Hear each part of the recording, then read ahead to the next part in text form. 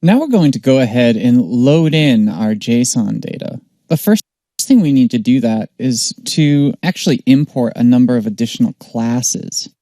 So what we're going to import are the flash.net.url request and URL loader classes.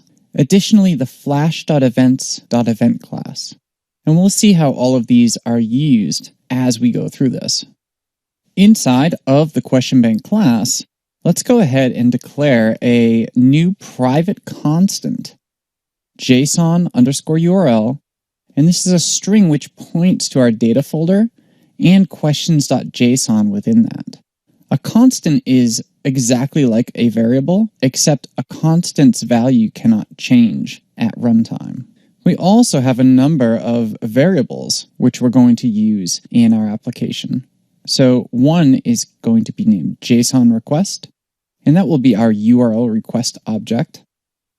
There will be JSON loader, which is our URL loader object.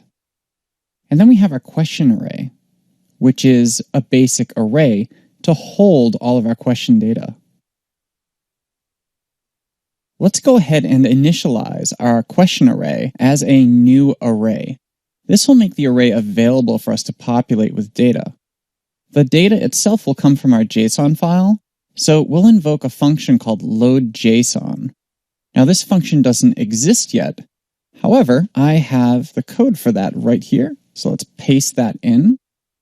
So we declare this as a new private function because loadJSON is only ever going to be called from this same class.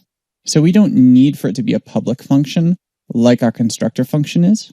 And the return data type on loadJSON is void because it doesn't return any data. It simply does things within this class. The first thing we'll do is set our JSON request to a new URL request, passing in our JSON_URL constant. We'll then initialize our JSON loader as a new URL loader, and then set an event listener of type event.complete. So up top, we imported flash.events.event, and here we're using that event class, listening for an onComplete. And once that happens, we're going to invoke an additional function called JSON loaded.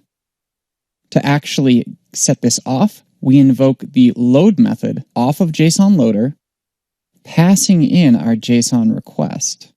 The way a URL loader works is it needs to load a specific URL request object, which is tied to a specific file path. So load instructs JSON loader to load up our questions.json file. And we have this event listener on here listening for when that actually does finish loading so that we can invoke this function JSON loaded.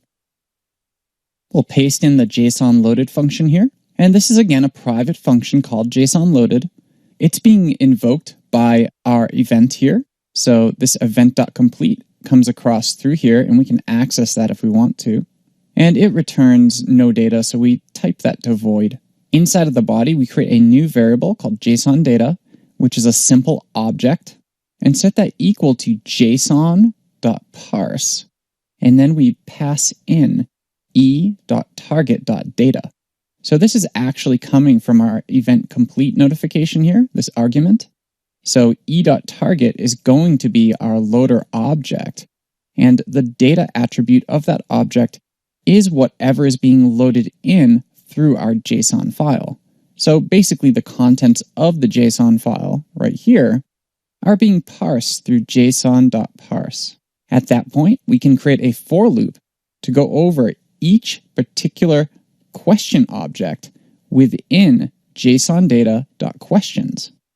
So if you remember, inside of our JSON file, we have a questions array. So JSON_data.questions is pointing to that array, and each question is an object within that array that we're looping over. So if we have 20 question objects, it's going to execute this loop 20 times. And for each of those executions, we're going to push that question data as an object into our question array, populating that array. All of the data that was in an external JSON file has now been loaded and is preserved in our array within ActionScript.